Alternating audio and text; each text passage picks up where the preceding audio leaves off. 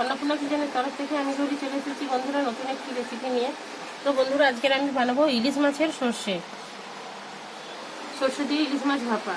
তো বন্ধুরা তো আমি এখন এখানে 7 পিস ইলিশ মাছ নিয়েছি। তো বন্ধুরা দেখুন ডিম হয়ে গেছে ইলিশ মাছের। তো 7 পিস ইলিশ মাছ বন্ধুরা নিয়েছি। তো এখানে আমি কাঁচা লঙ্কা আর টমেটো নিয়েছি বন্ধুরা।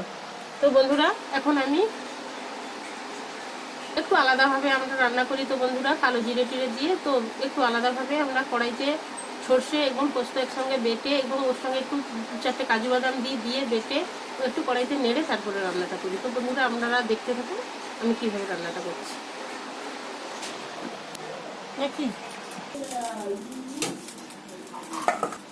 তো বন্ধুরা ইলিশ মাছের মধ্যে আমি লবণ এবং হলুদটা মাখিয়ে নিচ্ছি।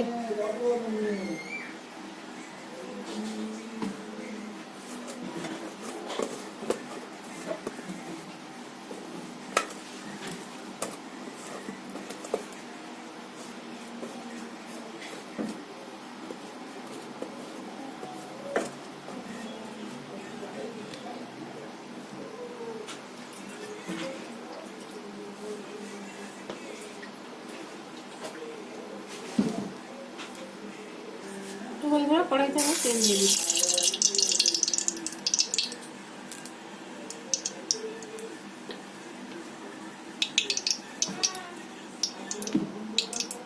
তো বন্ধুরা আমি কালো জিরে দিয়ে দিচ্ছি।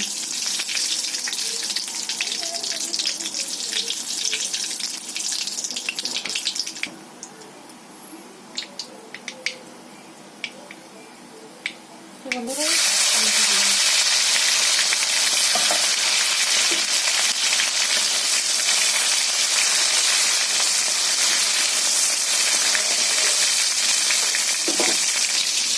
আমি এবার ইলিশ মাছটা দিয়ে দিচ্ছি।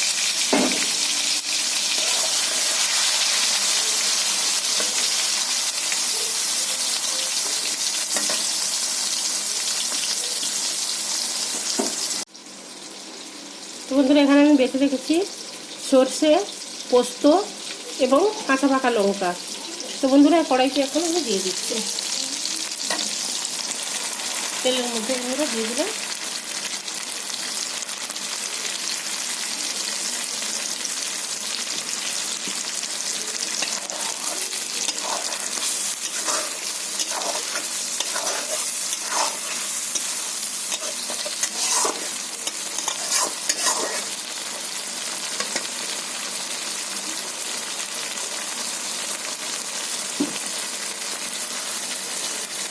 তো বন্ধুরা এখানে মিক্সি ধোয়া জলের মধ্যে আমি হলুদটা দিয়ে দিয়েছি যাতে হলুদটা ভুলে যায়।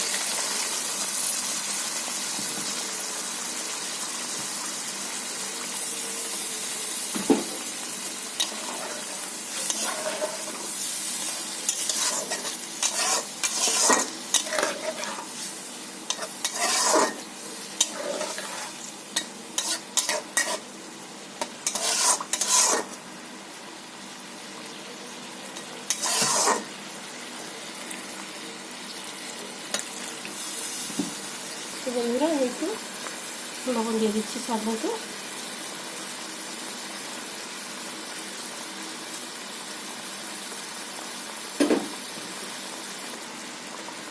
তো বন্ধুরা আমি এখন চাপা লাগিয়ে দেবো। একটা কাঁচা লঙ্কা আমি দিয়ে দিচ্ছি।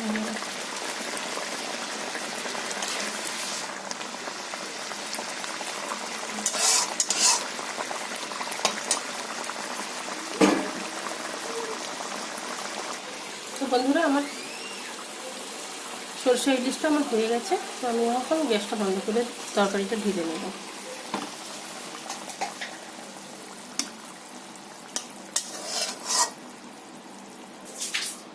তো বন্ধুরা সরষে ইলিশটা আমার হয়ে গেছে। আমি কাঁচা সরষের তেল দিয়ে দিচ্ছি, খুব ভালো লাগবে।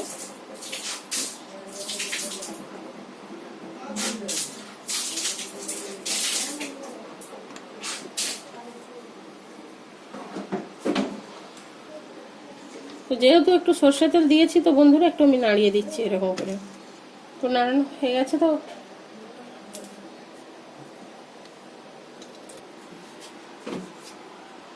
তো বন্ধুরা এখন আমি আমার সর্ষে ইলিশটা রান্না হয়ে গেছে, তো আমি এখন ভাত দিয়ে খেয়ে দেখবো বন্ধুরা কেমন হয়েছে।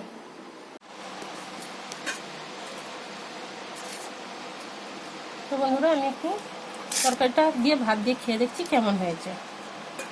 একটা কাঁচা লঙ্কা নিলাম,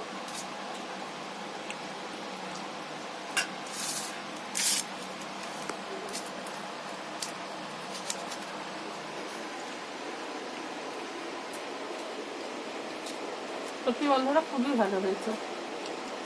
তো বন্ধুরা বেশি বেশি করে লাইক এবং কমেন্ট শেয়ার করুন বন্ধুরা, প্লিজ প্লিজ বন্ধুরা আমার চ্যানেলটিকে সাবস্ক্রাইব করুন এবং আমাকে সাপোর্ট করুন এবং আমার পাশে থাকুন বন্ধুরা। তো ধৈর্য ধরে ভিডিওটা দেখার জন্য অনুরোধ থাকলো বন্ধুরা, ধন্যবাদ বন্ধুরা।